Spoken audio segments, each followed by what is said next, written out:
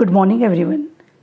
Today, in General Science Biology, we will study the last subtopic of the chapter 6, life processes, and the name of the subtopic is the excretion.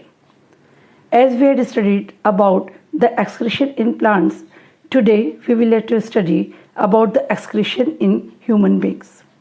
We know that as a result of the different metabolic activities, some harmful or waste material are get formed in the body of each and every living organism.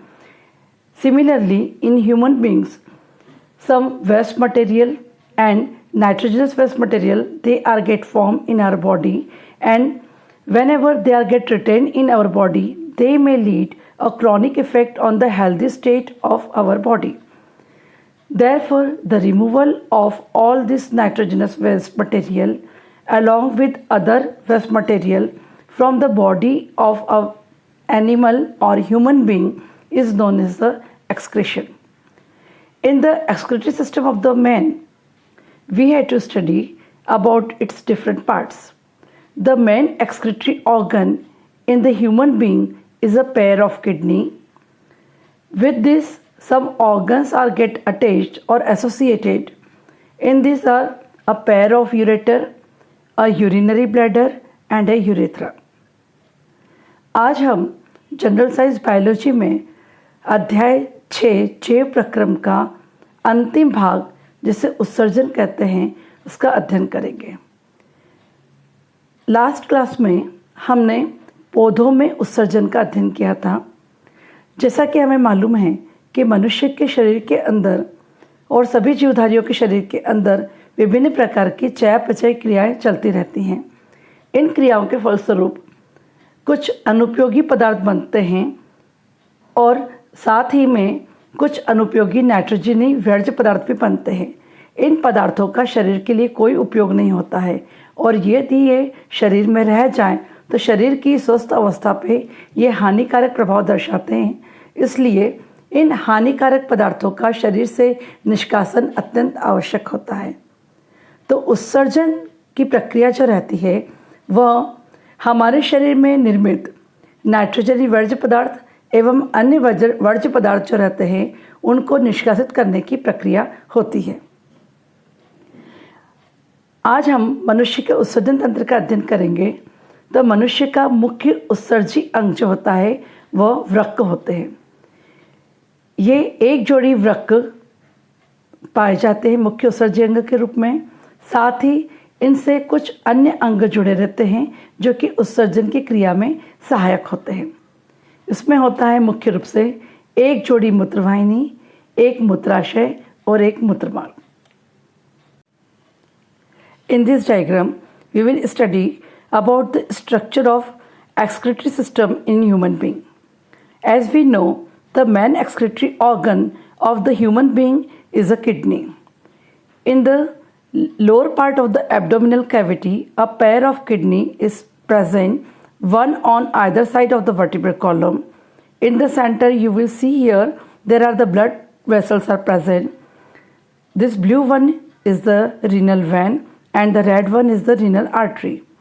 Renal means the blood vessel which is get associated with the kidney. It is known as the renal. Renal artery supply pure blood to the kidney and renal vein carry impure blood from the kidney. In this kidneys, these are the bean-shaped structure. They are chocolate brown in color, and in the center you will see that there is some depressed part is present. From this, a pair of tubular structure emerges on both the sides. This is known as the ureter. This ureter opens commonly in a bladder-shaped structure which is known as the urinary bladder. Main functions of the urinary bladder is to store urine, and this ureter opens to the outside of the body of the human being by means of a pore-like structure which is known as the urethra. And as we discussed earlier, the main function of the urinary bladder is to store urine, and whenever it is get completely filled up, at that time the urine is get passed down from urinary bladder through the to the urethra, and from this it is get expelled from our body. अब हम मनुष्य के उत्सर्जन तंत्र की रचना का अध्ययन करेंगे।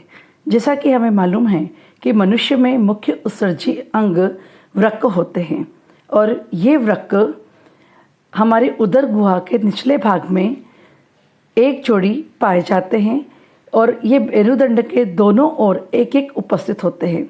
इनके बीच में रक्तवाहिनी पाई जाती है। एक होती है वृक्क धमनी और एक होती है वृक्क शिरा। वृक्क धमनी शुद्ध रक्त को वृक्क में लाने का कार्य करती है, जबकि नीले रंग की वृक्क शिरा जो रहती है वो अशुद्ध रक्त को वृक्क से बाहर निकालने का कार्य करती है। वृक्क एक जोड़ी होते हैं। चॉकलेट गहरे चॉकलेट रंग की रचना होती है, और ये सेम के बीज के आकार की रचना है। इसके दोनों किडनी के बीच में एक गर्त पाया जाता है। इस गर्त से एक एक जोड़ी नलिका नुमा रचना निकलती है, जिसे मूत्रवाहिनी कहा जाता है। दोनों मूत्रवाहिनियाँ कॉमनली एक गुब्बारे नुमा रचना में खुलती हैं, जिसे मूत्राशय कहते हैं।